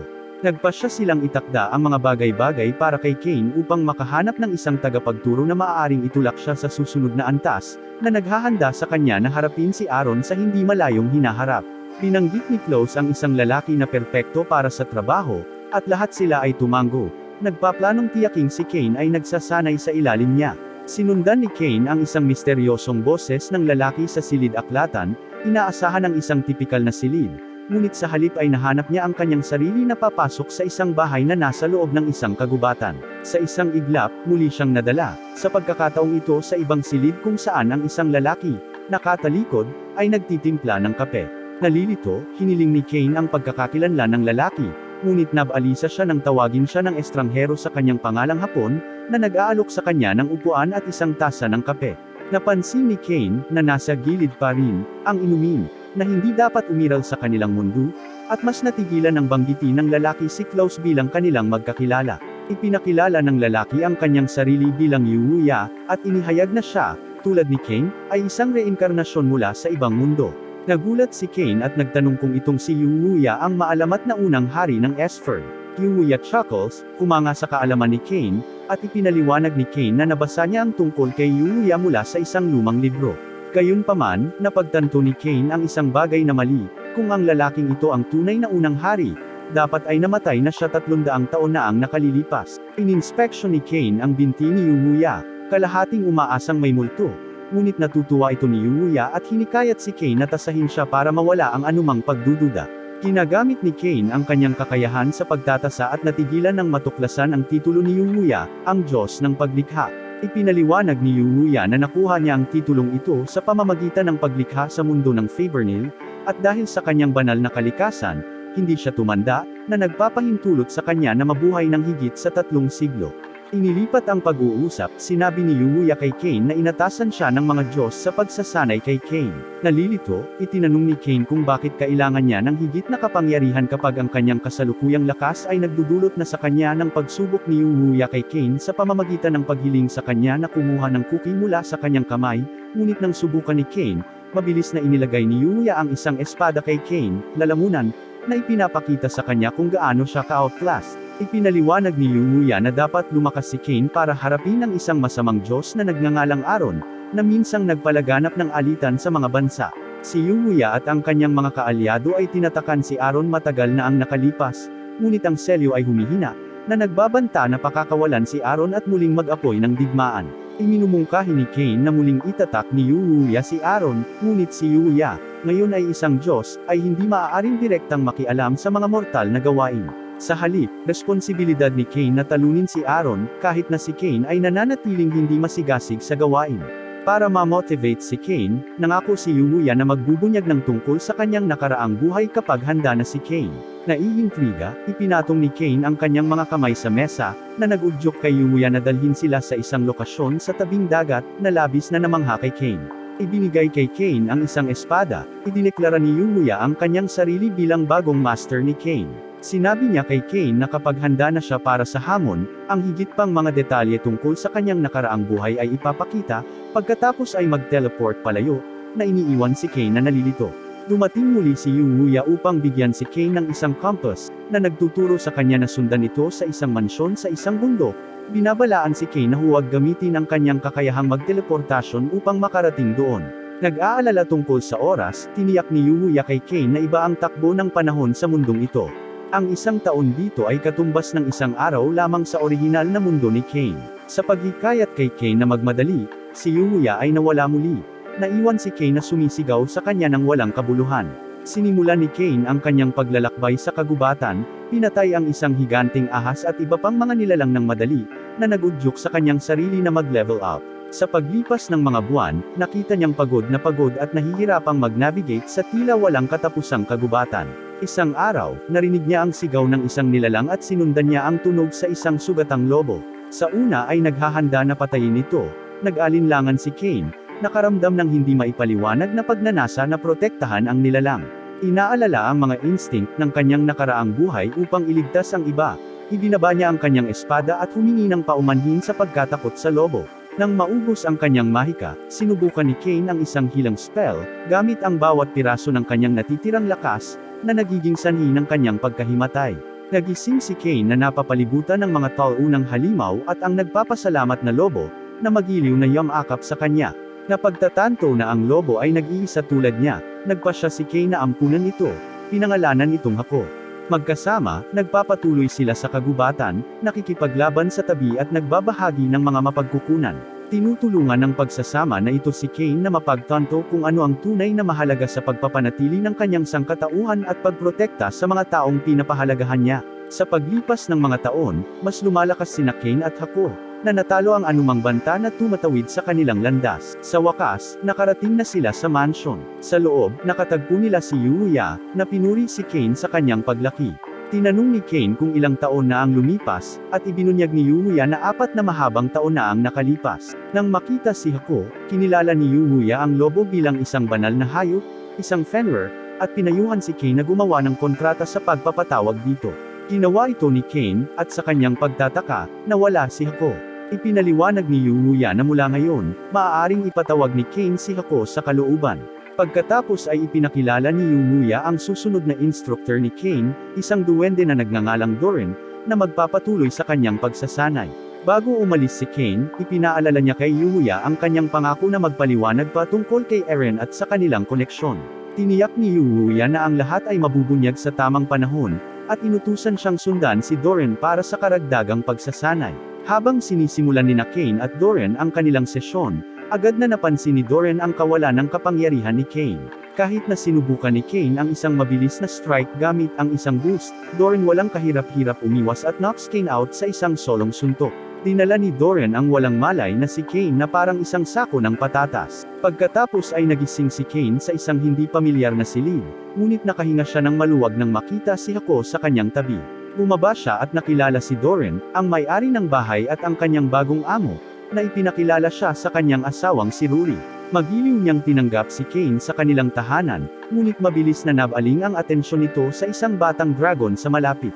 Tuwang-tuwang lumapit si Kane, sabik na kaibiganin ng nilalang, ngunit si Hako, na nakakaramdam ng paninibugho, ay umungol at ginulo ang sandali, na pinalipad ang sanggol na dragon. Habang sinusubukang pakalmayan ni Kane ang sitwasyon, namagitan si Ruri, mapaglarong pinagagalitan silang lahat at binantaang ipagbabawal ang kanilang pagkain kung hindi sila magkasundo. Si Kane ay sabik na nakaupo sa hapagkainan, handang humalukay sa kanyang pagkain, ngunit sa kanyang unang kagat, tumulo ang mga luha sa kanyang mukha. Si Doran, sa pag-aakalang ayaw ni Kane sa pagkain, ay mukhang nag-aalala. Ngunit mabilis na tiniyak ni Kane sa kanya na ang mga luha ay dahil ang pagkain ay napakasarap, isang bagay na hindi niya naranasan sa kanyang nakakapagod na 4 na taong pagsasanay sa kaligtasan. Si Ruri ay kumikinang sa kagalakan, na nangangakong gagawa ng higit pa para kay Kane habang nakatira siya sa kanila sa panahon ng kanyang pagsasanay. Si Kane ay patuloy na kumakain, na puno ng mga alaala sa bahay, umaasa na ang lahat doon ay nasa maayos na kalagayan. Ang kanyang mga luha ng pasasalamat at pinanabik ay lumalalim lamang habang siya ay kumakain, ninanamnam ang ginhawa ng isang mainit, lutong bahay na pagkain. Ang pagsasanay kasama si Doran ay matindi at walang humpay. Sa kabila ng pisikal na toll, si Kane ay nagpapatuloy, na determinadong hindi mawalan ng malay tulad ng sa simula. Siya ay nahulog sa isang mahigpit na gawain at sa panahon ng nakakapagod na mga sesyon ng pagsasanay ni Doran sa araw, pagkatapos ay bumabalik sa bahay tuwing gabi, bagbog at pagod. Ang gawain ito ay nagpapatuloy sa loob ng 1 taon, bawat araw ay nagdadala ng mga bagong hamon at nagtutulak kay Kane na palapit sa kanyang mga limitasyon. Isang araw, pagkatapos ng isang marahas na suntok na nagdulot sa kanya ng pagkalat, tinuya ni Doran si Kane, tinanong kung yun lang ang mayroon siya at ipinaalala sa kanya na si Eren ay mas malakas kaysa kay Yuya. Naalala ni Kane ang isang flashback kasama si Yuya, kung saan nagtanong siya tungkol kay Eren. Ipinaliwanag ni Yuya na si Eren ay dating Diyos ng mga laro sa mundo ni Klaus, at iyon ang dahilan kung bakit walang mga laro o libangan sa kaharian na iyon.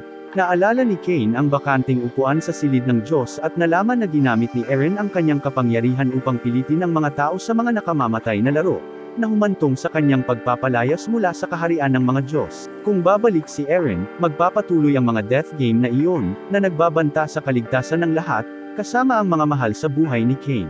Labis na nababagabag si Kane, nakiusap si Kane kay Yuya ng paraan para pigilan si Eren, ngunit simple lang ang tugon ni Yuya. Dapat lumakas si Kane para protektahan ang mga pinapahalagahan niya.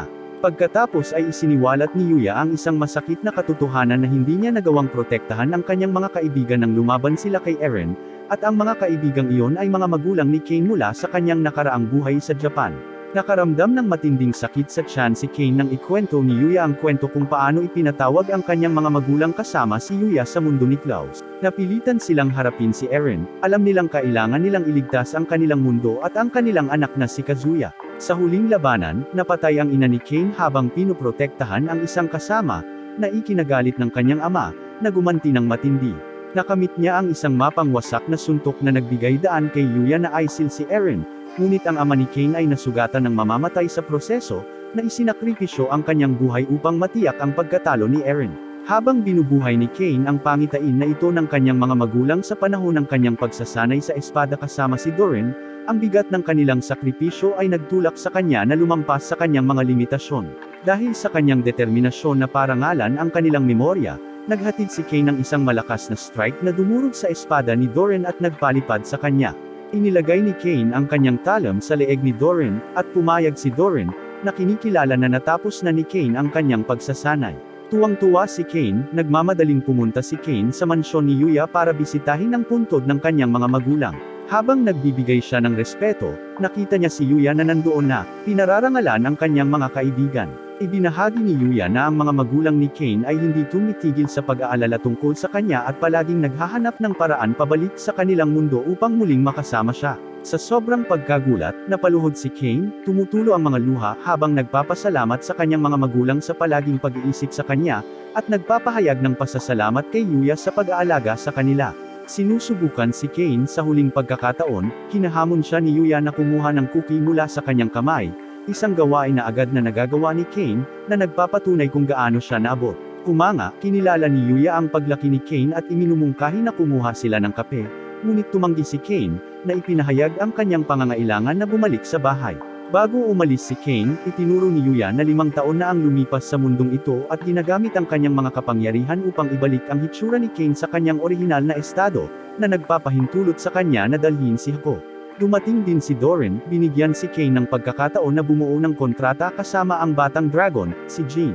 Tuwang-tuwa, sumang-ayon si Kane, idinagdag si Jean sa kanyang lumalaking pamilya ng mga kasama. Sa taos-pusong pasasalamat, nagpaalam si Kane. Inaanyayahan siya ni Yuya na bumalik anumang oras at binigyan siya ng katana, na inilaan para sa kasalukuyang hari ng Esfern. Sa wakas ay bumalik si Kane sa bahay.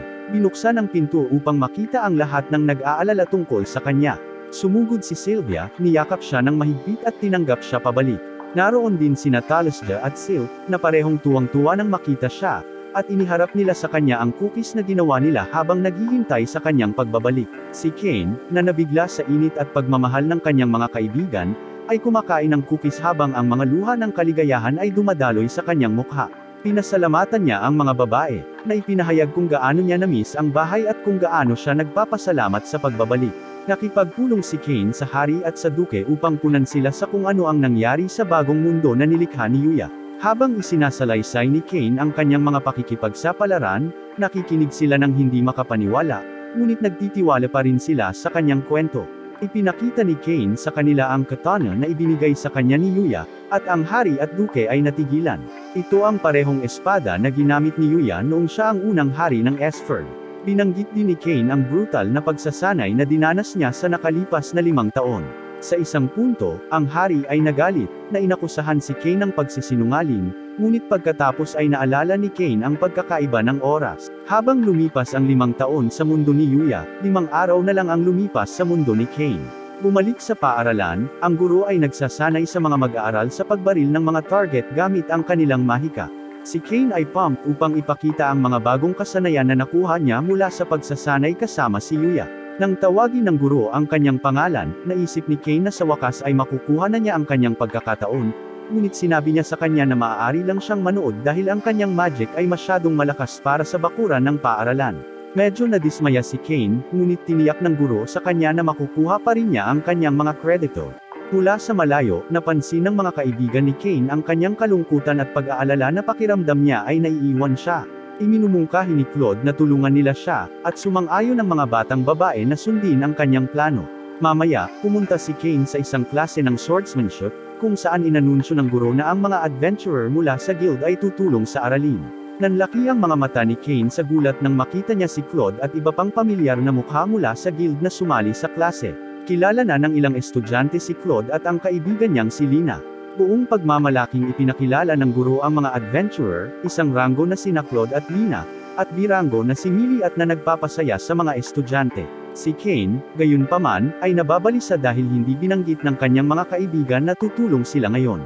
Napansin ni Claude na marami sa mga estudyante ang bahagi ng guild at hinihiling sa kanila na ipakita ang kanilang mga guild card.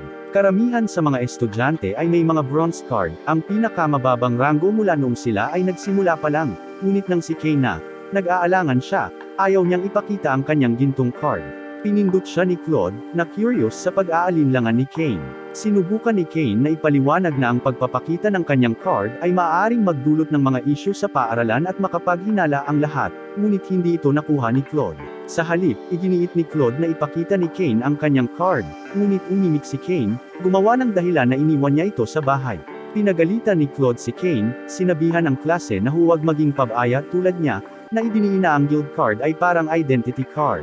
Nahihiya si Kane nang lahat ng mga mata ay nakatingin sa kanya.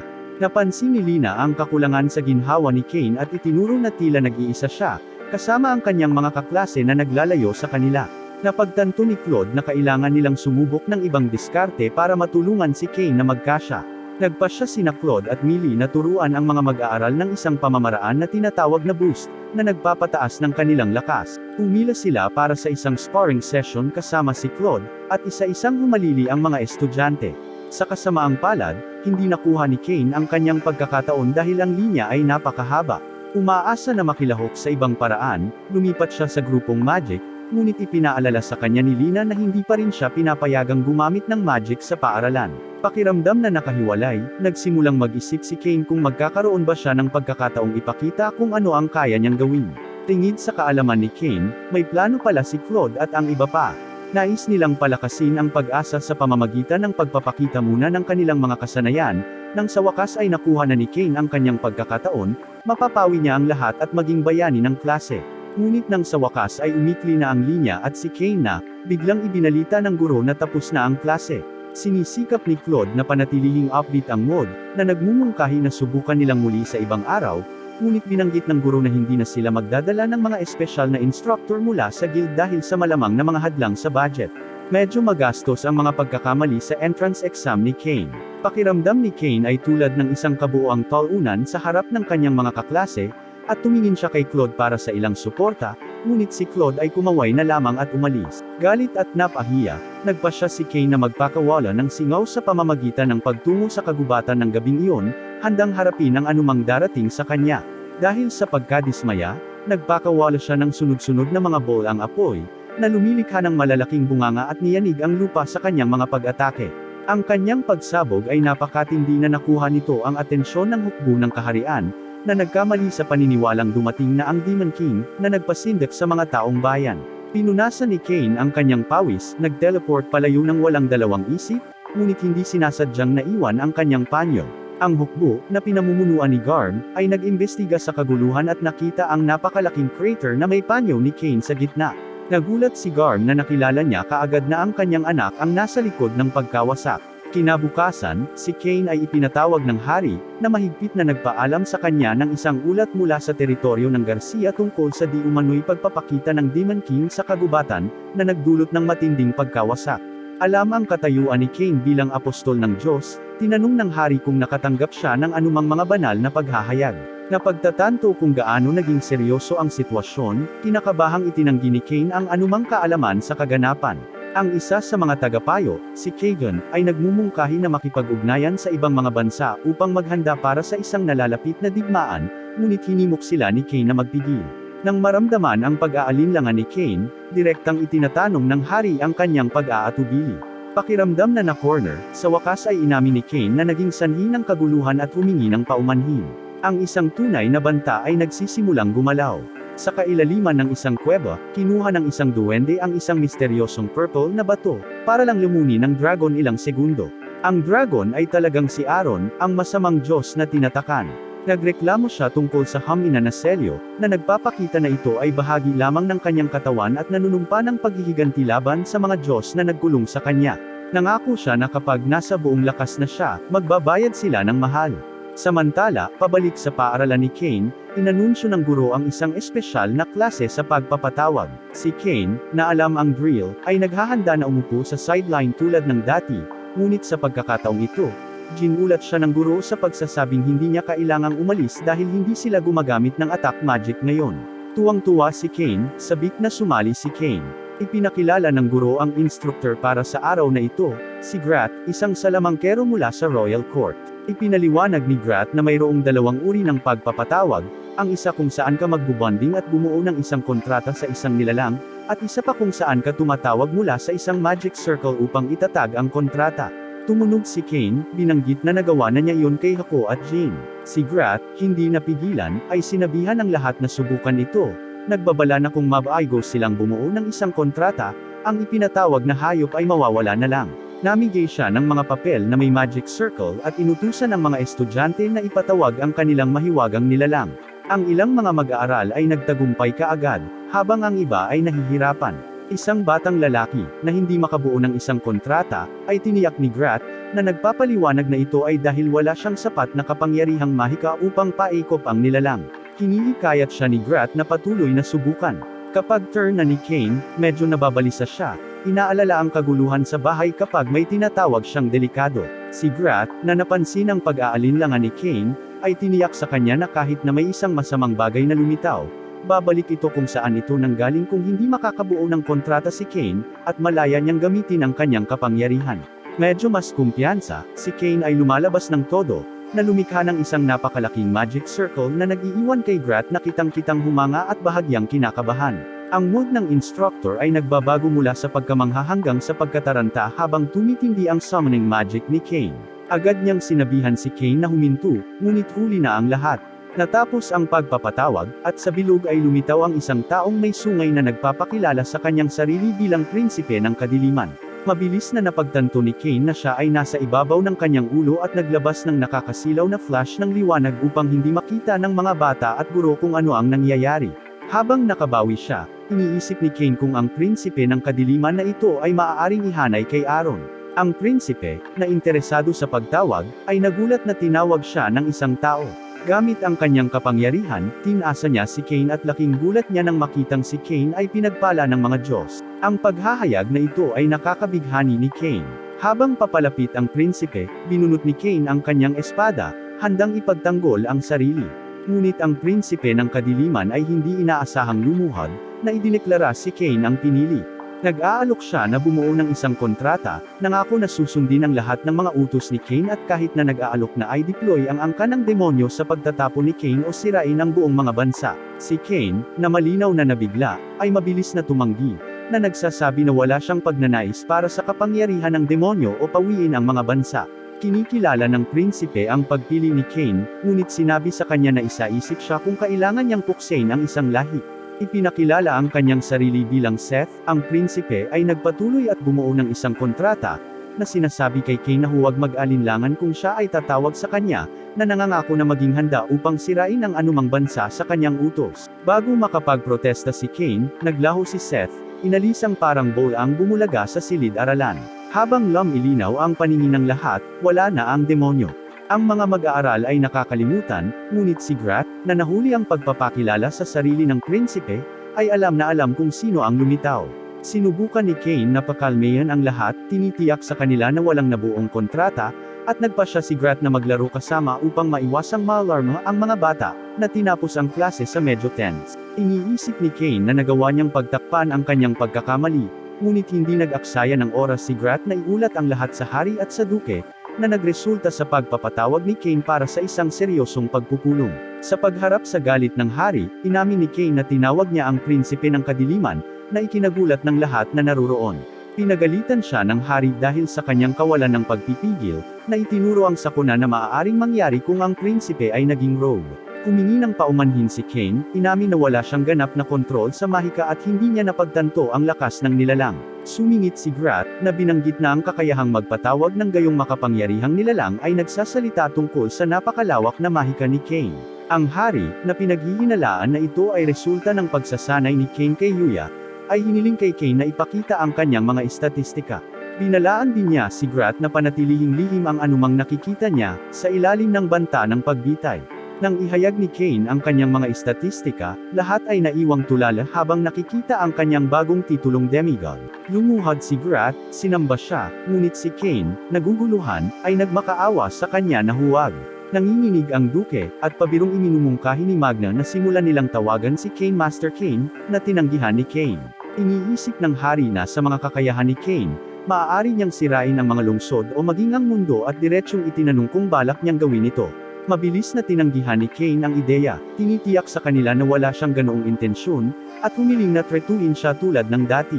Sumang-ayon ang hari, ngunit palihim na idinagdag na kung hihilingin ni Kane ang trono, malugod niyang ibibigay ito. Sa sorpresa ng lahat, ginantimpalaan ng hari si Kane ng titulong Viscount at binigyan siya ng isang bayan na mamamahala, na nagbabawal kay Kane na tanggihan ang alok. Gayunpaman, binibigyang diin niya na dapat patunayan ni Kane na kaya niyang protektahan ang bayan, kung hindi siya maituturing na karapat-dapat na pangalagaan ang buong bansa. Pag-uwi ni Kane, binati siya ni Sylvia nang may pagbati sa kanyang promosyon at sabik na nagtanong tungkol sa bayan na kanyang pamamahalaan. Sinabi ni Kane na hindi pa niya alam ang mga detalye, ngunit binanggit nito na malapit ito sa royal capital. Pagtitiwala ni Sylvia sa kanya, tulad ng pagpasok ng mayordoma na may nakaaalarmang balita, umaatake ang mga halimaw na nilalang malapit sa lungsod, dahilan upang tumakas ang mga residente sa takot. Agad na isinuot ni Kane ang kanyang baluti at nagmamadaling pumunta sa lungsod, kung saan isinasagawa na ang mga pagsisikap sa paglikas. Tinutuntun niya ang kanyang kapatid na si Jean para sa impormasyon.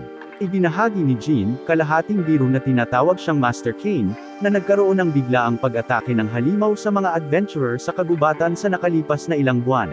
Ang mga may mataas na ranggo na adventurer ay nagulat ng mga grupo ng malalakas na halimaw na rumarampa, at si Jean ay natatakot na sila ay nasa bingit ng isa pang halimaw na pagsalakay tulad ng nakaraan, ngunit maingat na huwag magudyok ng gulat.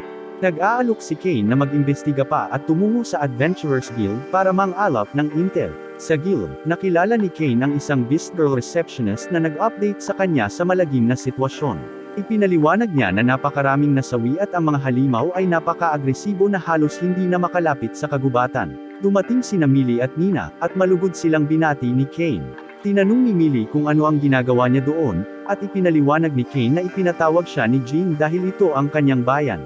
Idinagdag ni Nina na ang guild ay tumawag ng mataas na ranggo na mga adventurer dahil sa mapanganib na mga pangyayari sa kagubatan. Binanggit niya na ang malalakas na halimaw ay gumagalaw sa mga grupo, na humaharang sa kanilang pag-unlad.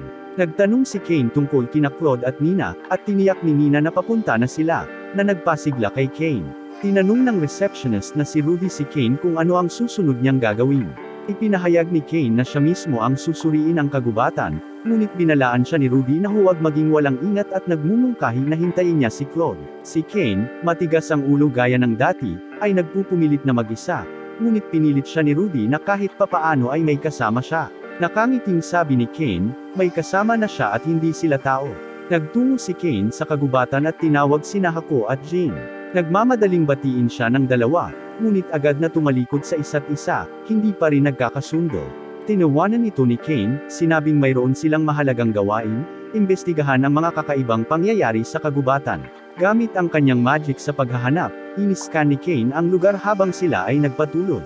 Habang naglalakbay si Kane sa kagubatan, nakaramdam siya ng nakakatakot na pinagmamasdan sila. Kahit na matapos ang pag-alis ng ilang halimaw sa daan, hindi nawawala ang nakakabagabag na presensya. Nang maramdamang may nangyari, nagpasya si Kane na tawagan si Seth. Lumitaw si Seth, handang pagsabihan ang sinumang tumawag sa kanya, ngunit agad itong yumuko nang makita si Kane. Sa pagtatanong kung ano ang kailangan niya, ipinaliwanag ni Kane na ang kanyang magic sa paghahanap ay hindi gumagana gaya ng nararapat at kailangan niya ang tulong ni Seth sa pagsisiyasat sa kagubatan. Nanindigan si Seth at kinumpirma ang mga hinala ni Kane. Mayroong malakas na presensya na nakatago sa kabila ng kanilang lokasyon na humahatak sa lahat ng mga halimaw patungo dito, lalo na sa mga matataas na antas. Napagtanto ni Kane na kung maabot ng mga halimaw na ito ang lungsod, maaari itong magdulot ng kapahamakan. Hiniling ni Kane kay Seth na maghukay ng mas malalim, at sinabi ni Seth na mayroon siyang isang subordinate na maaaring tumulong. Ipinatawag niya ang kanyang mayordomo, si Dalmatia, na agad namang namangha sa katapangan ni Kane at yumuko ng malalim nang malaman niyang si Kane ang kontratiste ni Seth. Mabilis na sinabi ni Kane kay Seth na putulin ang usapan tungkol sa dominasyon sa mundo, dahil wala siyang plano para doon, at inutusan si Dalmatia na magsimulang mag-imbestiga. Sumang-ayon si Seth, binanggit na dating miyembro ng Heavenly King si Dalmatia. Si Dalmatia, na handang maglingkod, ay nagsimula sa kanyang pagsisiyasat. Biglang sumulpat ang ilang matataas na antas ng hayop, ngunit mabilis silang ginawa ni Cain at ng kanyang mga kaalyado. Habang pinapanood si Cain sa pagkilos, nagulat si Dalmatia at sinabi kay Seth na talagang kakilakilabot ang kapangyarihan ni Cain, at naiintindihan niya kung bakit napakahalaga ng pagkakaroon ni Cain bilang isang kaalyado.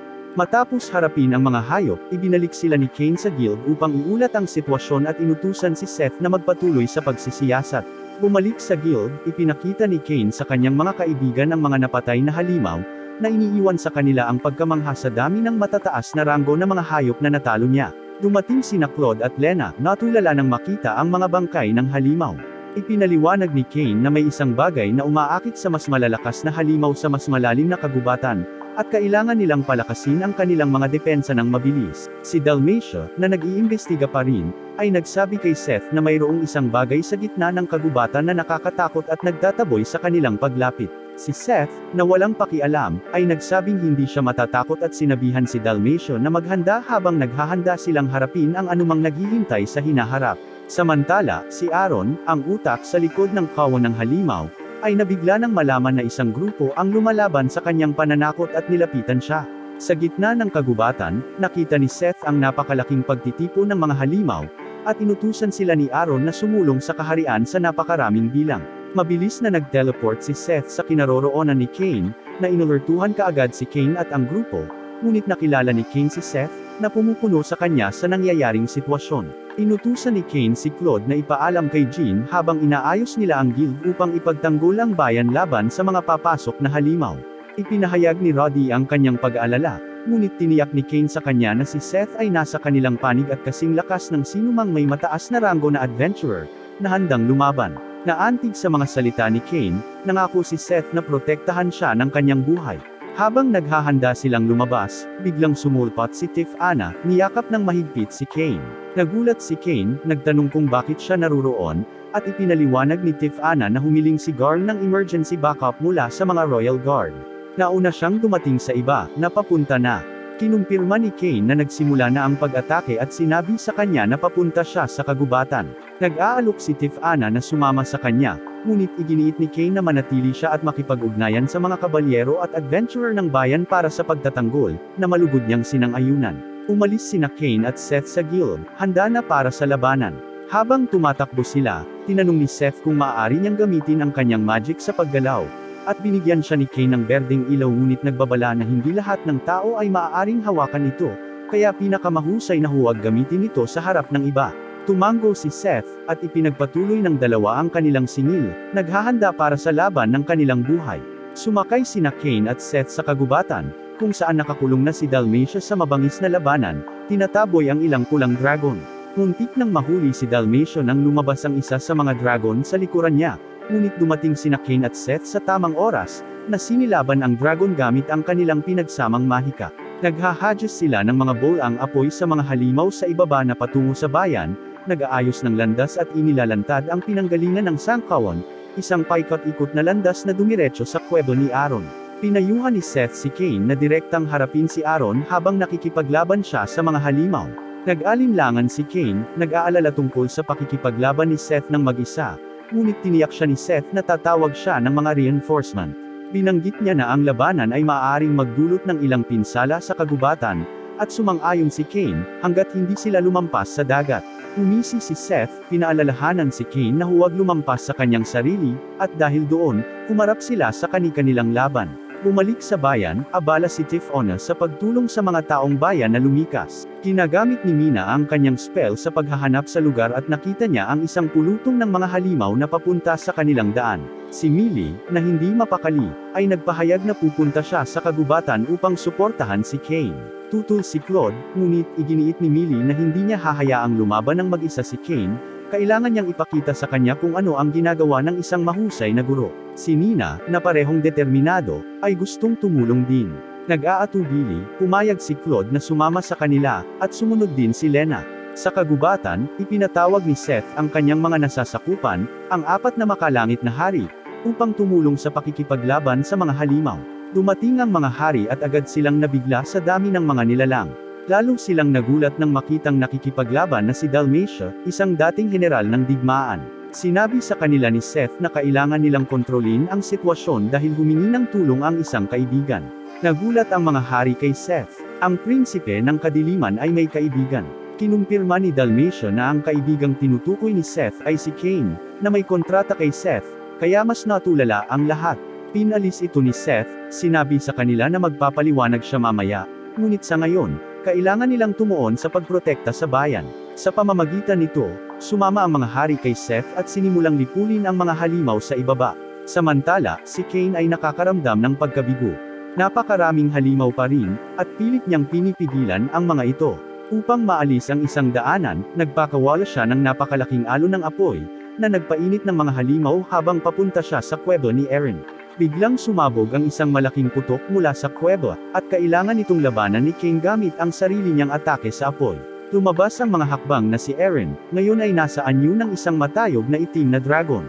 Tinutuya niya si Cain, kinukutya siya sa pag-atake sa kanyang mga halimaw at nagpahayag ng pagtataka na naabot siya ni Cain ng napakabilis. Tumugon si Cain, sinabing dinala ito ni Aaron sa kanyang sarili sa pamamagitan ng pagsisimula ng pag-atake. Si Aaron, na inis na naipit sa katawan ng dragon, ay ibinuka ang kanyang malalaking pakpak at lumikha ng isang mabangis na hangin. Siya ay dumura ng isa pang putok ng apoy kay Cain, na humiling na itigil ni Aaron ang pag-atake ng halimaw. Ngunit tumawa lang si Aaron, na nagsasabing laro lang ito para makita kung gaano karaming tao ang maaaring lamunin ng mga halimaw. Nagpaputok siya ng isa pang sunod-sunod na pagsabog, nag-iisip ng malakas kung ilan sa mga kaibigan ni Cain ang makaliligtas. Si Cain, na lalong nagalit sa pangalawa, ay umiiwas sa mga pag-atake ngunit muntik nang maputol ng isa, na pinilit siyang lumapag at gumanti ng sarili niyang pag-atake ng inferno. Ang sabog ni Cain ay tumama sa ulo ni Aaron, ngunit ang dragon ay nagkibit-balikat lamang. Tinutuya si Cain sa pamamagitan ng pagtatanong kung talagang iniisip niya na ang antas ng mahika ay maaaring pigilan siya. Kahit na sa kanyang mahinang estado, si Cain, hindi napigilan, ay nanumpa na patuloy na lalaban at naghahanda na magpalabas ng higit pang mahika. Ngunit hindi siya binibigyan ni Aaron ng pagkakataon, naglulunsad ng mabilis na serye ng mga pagsabog na halos iniiwasan ni Cain. Napagtatanto na kailangan niya ng backup, tinawag ni Cain sina Hako at Jean, na sumugod sa kanyang tabi at pinamamahala ang ipin si Aaron saglit. Ngunit nakalaya si Aaron, pinaalis si Hako gamit ang isang malakas na paghampas. Itinuon ni Aaron ang kanyang paningin kay Hako, naghahanda na magpaputok ng isang nakamamatay na putok, ngunit tumakbo si Cain, sumisigaw habang siya ay gumagalaw upang protektahan ang kanyang minamahal na alagang hayop. Samantala, ang mga kaibigan ni Cain ay nakikipaglaban pa rin sa mga linya sa harap, na lumalaking nag-aalala habang ang mga halimaw ay patuloy na dumarating ng walang tigil. Patuloy silang nagtutulak, na naudyukan ng pag-iisip na magdiwang kasama si Cain kapag natapos na ang laban, ngunit ang pagkahapo ay pumapasok at ang walang humpay na mga alon ng mga halimaw ay nagpapahirap na makasabay. Habang iniisip nila ang pagtalikod, isang napakalaking halimaw ang hamampas kay Claude. Sumakay si Tiff-Ana sa tamang oras, pinalayas ang halimaw at pinasalamatan sila sa paghawak sa linya. Ipinaalam niya sa kanila na dumating na ang mga reinforcement, at malakas na ngayon ang mga depensa ng bayan. Nag-aalok siya na sakupin ang harapan, ngunit iginiit ni Claude na lumaban sa tabi niya, at magkasama, patuloy nilang itinataboy ang napakalaking tubig. Bumalik sa labanan ni Cain, tumalon si Jean sa huling segundo upang protektahan si Hako mula sa sabog ni Aaron, at siya mismo ang tumama. Galit na galit, tinawag ni Aaron si Jean na bobo at naghanda ng isa pang pag-atake, ngunit si Cain ay namagitan, hinaranggan ang putok gamit ang sarili niyang mahika. Sigaw ni Cain kay Aaron na ang pagprotekta sa mga mahal mo ay hindi katangahan, ito ay isang pangunahing paniniwalang pinanghahawakan niya. Nanunuya si Aaron, tinatanggihan ito bilang paniniwala ni Klaus, ngunit iginiit ni Cain na ito rin ang kanyang paniniwala. Sa pag-iisip ng kanyang pamilya at mga kaibigan, si Cain ay napuno ng nag-aalab na pagnanais na panatilihin silang ligtas at makita silang ngumiti, at ang kanyang galit ay umabot sa kumukulo, na nag-trigger sa kanyang labis na karga. Nagsimulang lumiwanag si Cain, lumakas ang kanyang kapangyarihan, at napaatras si Aaron, natatakot sa liwanag na minsang nakatalo sa kanya noon. Si Cain ay nagpaputok ng napakalaking sinag ng liwanag ng direkta kay Aaron, na, tumatangging umatras, ay humarap sa sarili niyang madilim na putok. Nagbanggaan ang kanilang mga kapangyarihan, na lumilikha ng nakakasilaw na sinag ng liwanag na bumubulusok sa kalangitan, na nakikita ng lahat sa bayan. Si Cain ay sumulong, na nananawagan sa lakas ng kanyang mga magulang at sa kanyang pasya na protektahan ang lahat ng kanyang minamahal. Sa sandaling iyon, hinayla ni Hako ang kamiseta ni Cain, na pinutol siya sa kanyang galit. Huminto si Cain at tinanong si Hako kung ano ang mali. Habang siya ay lumiliko upang muling tumuon, lumitaw sina Seth at Dalmatia, hinihimok siyang huminahon. Si Cain, galit pa rin, ay nakipagtalo na si Eren ay naroon pa rin, ngunit itinuro ni Seth na wala na ang dragon. Flamingo-lingo si Cain sa paligid at napagtanto na walang bakas ng Eren, ang pagsabog ay naglaho sa paligid nila, ngunit si Eren mismo ay wala na. Sa wakas ay pinayagan ni Cain ang kanyang sarili ng isang ngiti, naiintindihan na ito ay tapos na. Sa wakas ay tumigil ang pag-atake ng halimaw, at ang natitirang mga nilalang ay umatras pabalik sa kagubatan. Ligtas ang bayan, at alam ng lahat na utang nila ang lahat kay Cain, ang pinili. Si Cain ay nagmamadaling lumapit sa kanyang mga kaibigan, na niyakap siya ng mahigpit, na nagdiriwang ng kanilang tagumpay. Tuwang-tuwa siya, alam niyang pinrotektahan niya ang mga ngiti nila at gumawa ng pagbabago para sa lahat. Sina Seth at Dalmatia, na nanunood mula sa malayo, ay napansin na ang mga Diyos ay gumawa ng tamang pagpili sa pagpili kay Cain, na kinikilala ang kanyang mabait na puso. Tahimik silang nawawala habang ang mga taong bayan ay nagsasaya sa kanilang tagumpay. Nang maglaon, formal na ginagantimpalaan ng hari si Cain para sa kanyang kagitingan, itinaguyod siya sa Viscount at binigyan siya ng domain ng Dorintal. Mapagpakumbaba na tinanggap ni Cain ang karangalan, na nangakong pamamahalaan ang kanyang bagong lupain ng may kapayapaan at dedikasyon, at patuloy na maglingkod sa kaharian sa abot ng kanyang kakayahan.